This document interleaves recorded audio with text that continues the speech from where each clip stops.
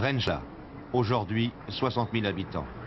C'est là qu'eut lieu la première attaque du FLN, le 1er novembre 1954.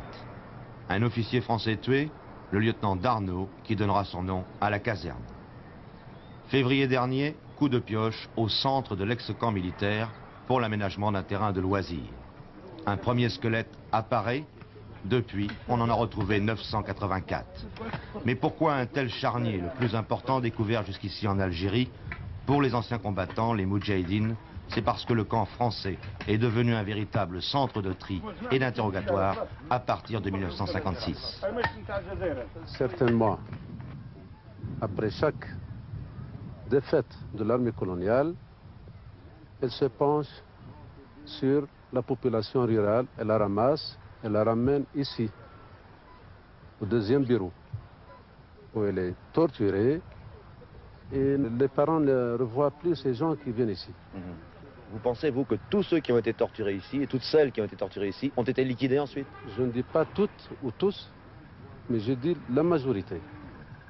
Parce qu'il y avait le deuxième bureau, il y avait le fameux DOP, et puis ils ont assemblé toute cette région sur une distance de 4 km, qui était barbelée, entourée de fils de barbelés et bien sûr de sentinelles de partout, et personne ne passait, c'était une zone interdite. Et la population civile ne savait rien pendant toute cette période? Je veux dire par là qu'on n'a pas entendu les cris des victimes, on n'a pas entendu les cris de ceux qui étaient torturés, on n'a pas entendu les coups de feu quand on les a tués? Si, tous les soirs on entend des coups de feu. Nous avons rencontré de nombreux témoins rescapés du camp. Beaucoup ont cruellement souffert et ils témoignent ici sur la disparition de leurs frères, sur les tortures qu'ils ont endurées et les blessures qu'elles ont provoquées. Ces cicatrices-là que vous voyez, proviennent de pointes sur des planches. Et le frapper avec. Est-ce que beaucoup de vos camarades torturés sont morts autour de vous? كان بزاف من خاوتك اللي كانوا معك في السجن اللي عذبوهم وماتوا قدامك. نعم. قداش في الوعي؟ ماتوا الساعة قدامي 6. Là on a vu 6 morts devant lui. Ces deux femmes sont veuves de guerre.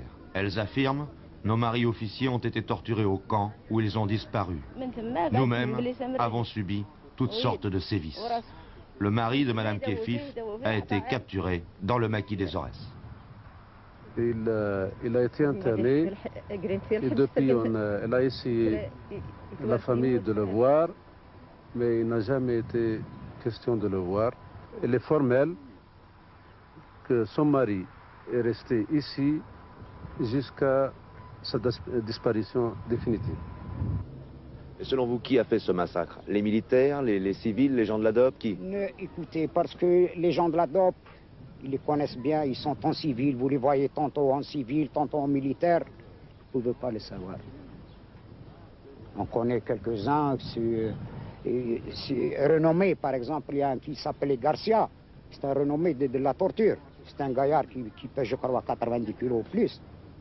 Est-ce qu'il y a aussi certains de vos frères algériens, entre guillemets, certains frères qui ont participé à ces massacres? Est-ce qu'il y a eu des traîtres algériens aussi? Peut-être, il y a quelques-uns avec eux. Il y a aussi des traîtres avec eux. Et des pieds noirs aussi, il y en a eu, non? Oh, il y en a beaucoup. Il y en a, ils sont bien connus.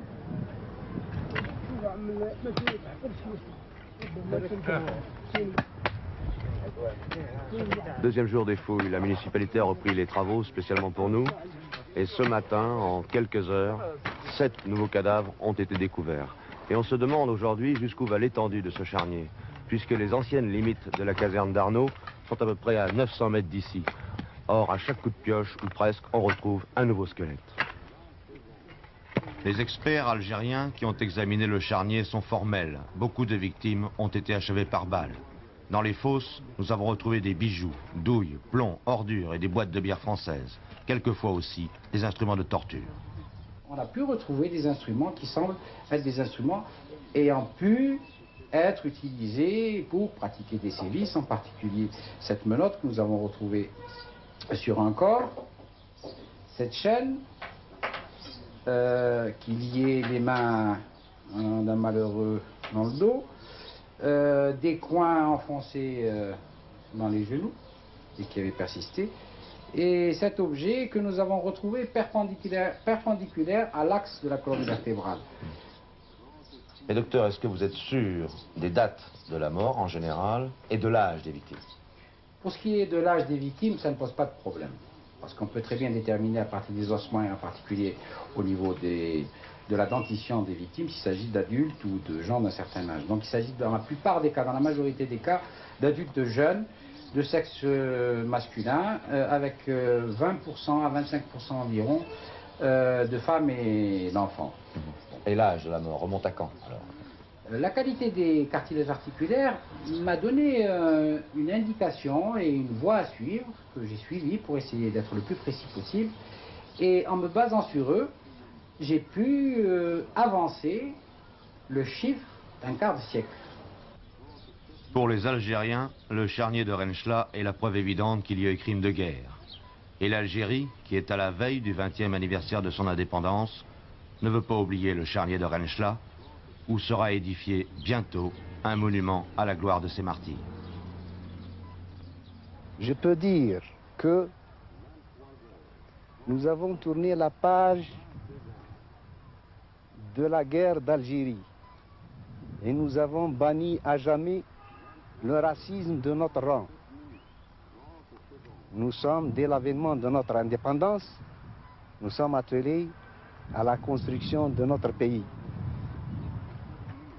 Ceci dit, il appartient à l'opinion française et au gouvernement socialiste de la France et à la France, pays des libertés et de la démocratie, de prendre ses responsabilités en ce qui concerne ce